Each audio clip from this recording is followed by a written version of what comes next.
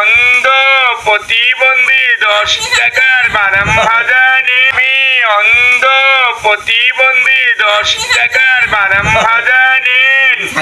আপনি যে যে অন্ধ মানুষ, আপনি তো অন্যের কাছে ধরেন ভিক্ষাবৃত্তি করে সংসার চালাতে পারতেন, তো এই বিষয়ে আপনার বক্তব্য কি? এ বিষয়ে বক্তব্য হচ্ছে যে ভিক্ষা করা তো এটা ঠিক না, এটা তো আসলে কি সবার জন্য ঠিক না।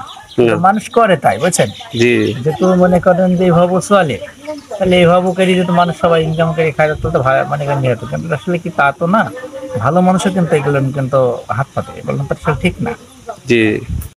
কখনো কি কেউ আপনার সাথে সিটারি করেছে, কিংবা 100 টাকার নোট দিয়ে ধরেন 200 টাকার নোট বলেছে, এরকম কি করেছে? না, এরকম কেউ বলবে না। আর যদি মনে করেন 2-5 টাকা করে থাকে, ও ধরা থাকবে সে, এটা তো আর আমার কিছু না। জি জি জি ওটা কম। আমি গান বাজনা শিখতাম।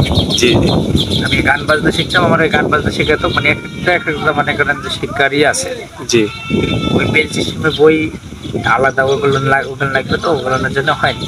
জি। আমার সংসার হয়ে গেছে, সংসারের জন্য ওগুলো এখন বর্তমান। আচ্ছা, আপনার ফ্যামিলি দিক দিয়ে ধরেন আপনি একাই কি এরকম না? আপনার হ্যাঁ, আমি একাই। একাই।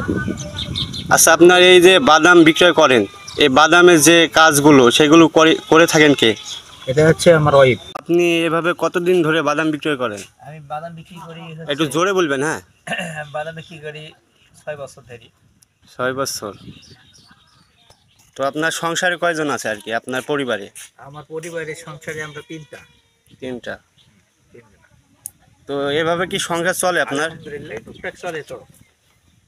চলে। তো এই দিনে আপনি কত টাকা বাদাম বিক্রয় করেন আর কি? বিক্রি তো মনে করেন ঠিক নাই, আপনার 1500 হয়, 1400 হয়, মানে যে হিসাবে আমরা বাদাম নিয়ে আসি টুকটাক যাই হোক হয়।